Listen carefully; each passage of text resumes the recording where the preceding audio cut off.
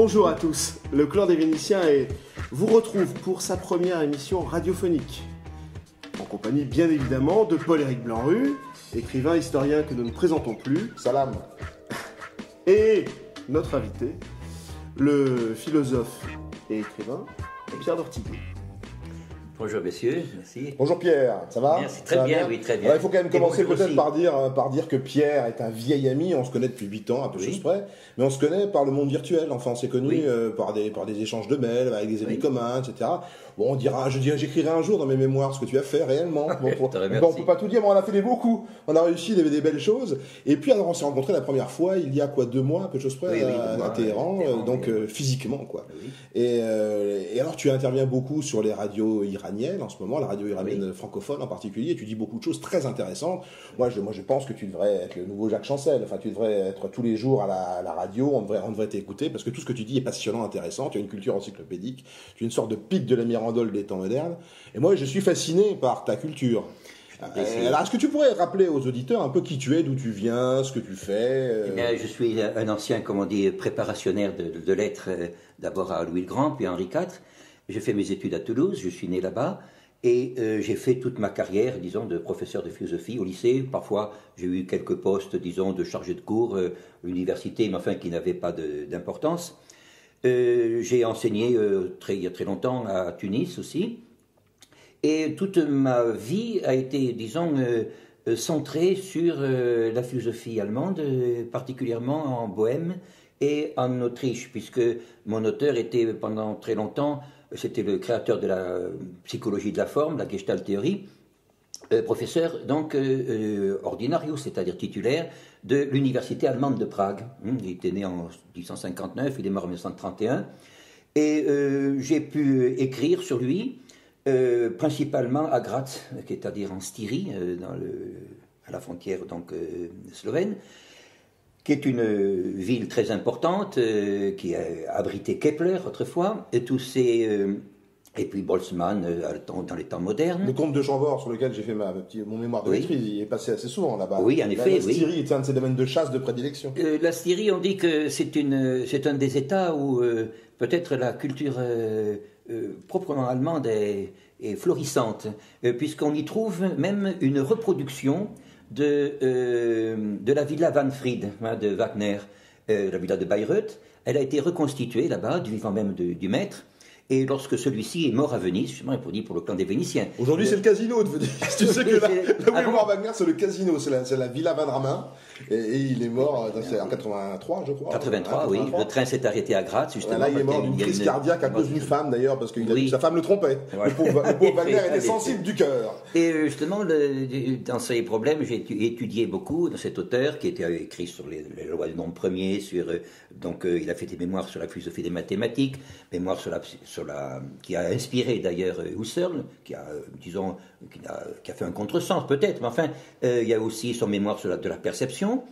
Et son œuvre principale était, donc je dis en éthique sexuelle, une approche, une tolérance de la polygynie, c'est-à-dire c'est intéressant, ça, pour lutter contre les phénomènes d'aberration sexuelle. C'est quoi la différence avec la polygamie? Est-ce que tu sais que la polygamie est le mot utilisé, mais enfin, le grec le dit, la polygamie c'est plusieurs mariages, et la polygynie c'est plusieurs femmes, disons, unies dans un seul mariage, c'est-à-dire qui forment autour de l'homme, disons, qui est une sorte de maître, disons, des lieux. Un homme qui, d'après lui, devrait être choisi, bien sûr, parce qu'il estimait que la reproduction n'était pas un droit, comme nous avons le droit de voter, par exemple, mais c'était, disons, une tâche que la nature devait réserver, justement, à des géniteurs qui étaient disons, dotés de certaines qualités, mais il estimait que notre civilisation, encore, n'était pas à même, disons, de le produire, mais il trouvait dans l'œuvre de Wagner, en particulier dans Tristan et Isolde, justement une sorte d'initiation de la communauté, de participation de la communauté à cet acte sexuel, disons, mais qui ne... Il n'y a pas beaucoup de sexe dans Tristan et Isolde, pourtant. Si, mais il y avait une tension... De Wagner, pas beaucoup. C'est une tension, disons, qui était, selon lui, orientée vers une sorte de... je ne dis pas de reproduction, mais qu'il y avait dans l'instinct sexuel... disons, quelque chose qui peut se rapprocher de ce qu'en esthétique on appelait le sublime. Vous voyez ? Alors ça se rapproche un petit peu du chiisme, ça, non ? Il y a un oui, côté en effet. chiite, il y a un côté chiite dans cette conception. Son fils, justement, qui est le baron Ehrenfeld, a été un des premiers qui était sunnite, mais enfin, a travaillé dans ce domaine-là. Il a travaillé sur le fameux mariage, on pourrait en parler du mariage chiite, tu peux en dire. Oui, en effet, bon, le mariage chiite. Parenthèse. Disons que je ne sais pas si c'est exactement, disons, propre au chiisme, mais disons qu'il est cultivé, c'est-à-dire qu'il y a une sorte de tolérance. C'est tout le même, c'est une sorte de. J'insiste sur le terme de tolérance, de liberté. La liberté est donnée, disons, de fréquentation d'une femme dans certaines situations. C'est-à-dire que le but de l'acte sexuel, vous voyez, disons, la production, la capacité, disons, de satisfaire, c'est une idée schopenhauerienne aussi, de satisfaire, disons, une sorte de destination naturelle. Elle n'est pas du tout quelque chose, comme on le dit aujourd'hui dans le c'est pas protestant, c'est pas puritain. Voilà. C'est-à-dire que ça ne relève pas du libre arbitre. Ah oui, bien sûr. Et bien sûr, il y a, vous savez, dans Schopenhauer, surtout dans la philosophie allemande, dans la philosophie allemande et dans le droit allemand, au XVIIIe siècle, il y a eu dans Wolff, par exemple, qui était le professeur à Halle, le disciple de Leibniz, il y a eu aussi la reconnaissance que des papes aussi ont marqué que la polygamie, comme vous l'appelez, ou la polygynie, n'est pas contraire à la loi naturelle. Il s'agit seulement de l'organiser. Ce qui est contraire à la loi naturelle, c'est ce que nous connaissons divers systèmes, c'est-à-dire, bon, ça va de la masturbation jusqu'à la pornographie actuelle, c'est-à-dire de laisser la sexualité uniquement dans la représentation. Tariq Ramadan dit une chose assez intéressante, il dit que Louis XIV avait de multiples maîtresses, on les connaît toutes, enfin la Vallière, Montespan, etc. Il y en a eu beaucoup,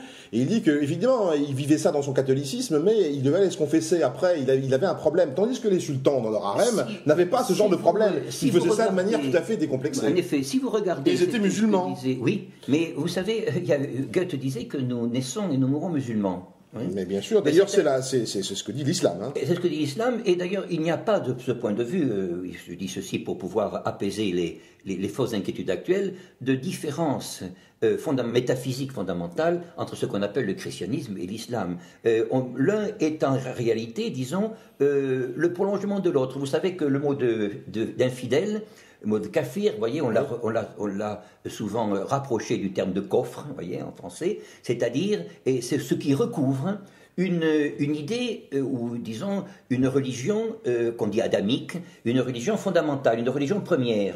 Alors bien sûr, il est très difficile toujours de séparer ce qui est naturel de ce qui est ajouté, vous voyez, ce qui est, disons, naturel, de ce qui relève, disons, d'une convention, parce que l'homme disons, utilise son imagination, mais, disons, souvent se repose sur l'imagination. C'est-à-dire ne fait pas travailler l'imagination. Il s'en sert comme, disons, d'un oreiller de la connaissance. Absolument, oui. Or, je pense que le grand obstacle que représente l'islam pour le mode de vie actuel, c'est justement le fait d'abord, c'est sa simplicité, c'est-à-dire qu'il essaie de conserver une unité générale, une unité organique à l'ensemble des activités humaines.